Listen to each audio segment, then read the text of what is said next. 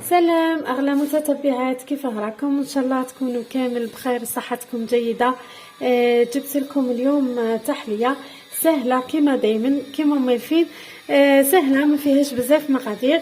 واش نحتاج فيها؟ لهنا عندي بسكويت ساك، كنت رحيته كما هكذا. نحتاج اوبتيلا ولا نوتيلا اللي متوفر عندكم في البيت. نحتاج مارغرين وعندي حبه بنان. نروحوا نبداو الوصفه تاعنا. رايحه نحط 2 مغارف كبار تاع زبده،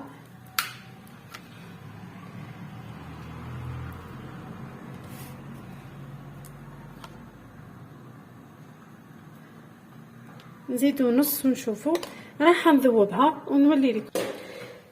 هنا الزبده تاعنا راهي ذابت، عفوا. نفرغوها فوق هذاك الكاطو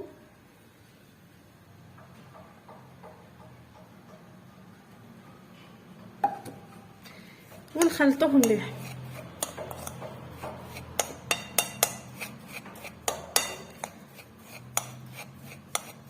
هنا بعد ما دخلت هذيك الزبده مليح في الكاطو تاعنا، لهنا ملاحظه برك كميه الكاطو كميه الزبده. نتوما واش تحتاجوا؟ اذا شفتوا باللي الكاطو تاعكم لازم تزيدوا له الزبده ديروا، ما تتقيدوش بالمقادير اللي درتها انا. هنا بعد ما شرب هذاك البسكويت تاعنا الزبده، لهنا ذوبت 2 مغارف تاع عسل، رايحه نزيدهم.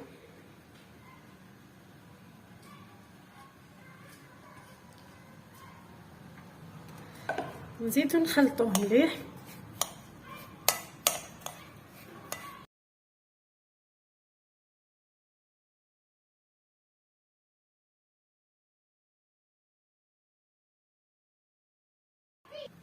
بعد ما خلطنا العسل المليح تاعنا مع البسكويت تاعنا، نروحوا لطريقه التحضير.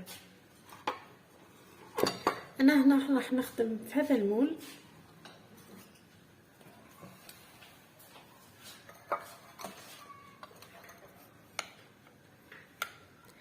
نحطوا كميه تاع البسكويت تاعنا،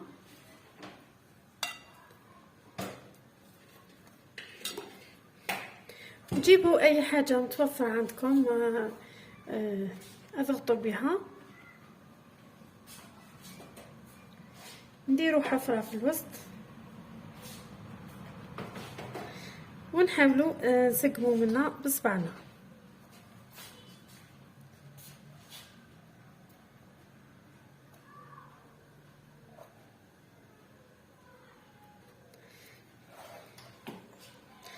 اضغطوا مليح.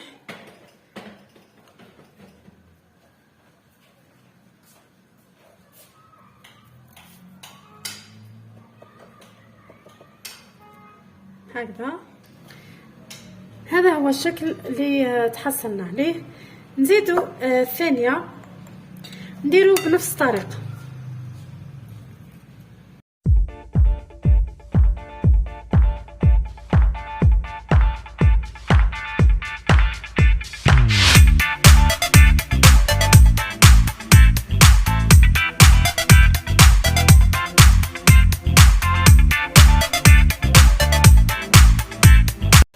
حتى نكملوا كامل الكميه اللي عندي.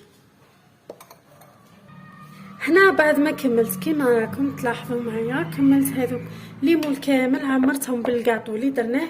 لهنا عندي البنان قطعته كيما هكذا، طرف في كل وحده.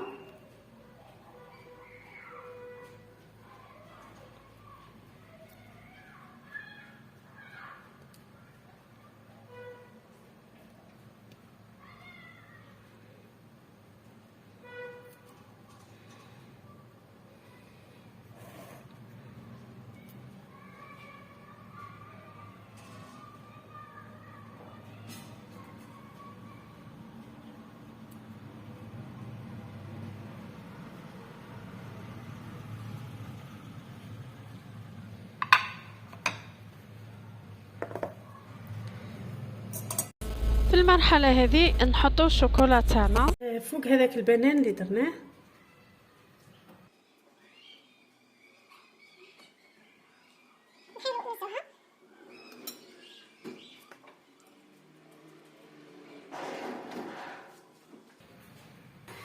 كملت وزعت كامل الشيكولاته. نعاود نغطي هذيك الاوتيلا بالبنان.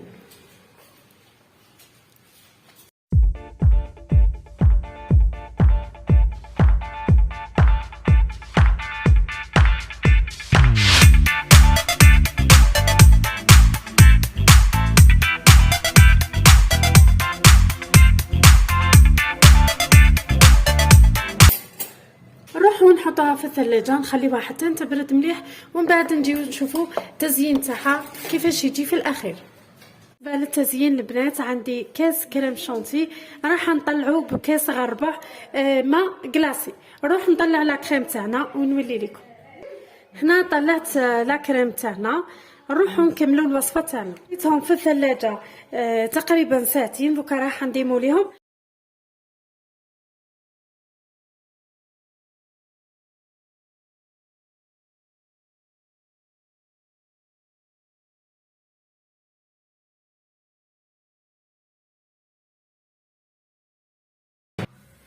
بعد ما ديموليتهم راح نزينهم بلا كريم شانتي.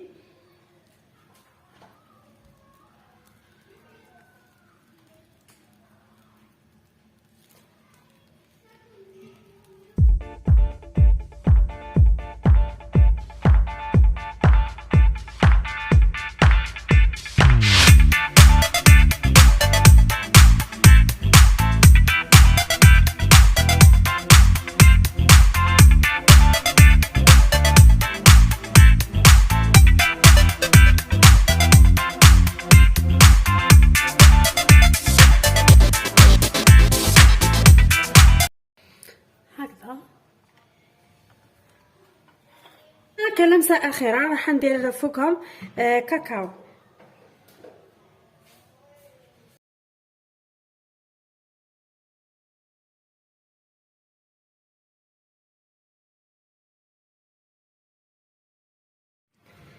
هذه هي كانت الوصفه تاعنا لنهار اليوم. بقالي نقول لكم غير تهلاو في رواحكم.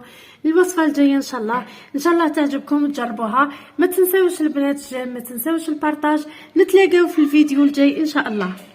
صحه فطوركم.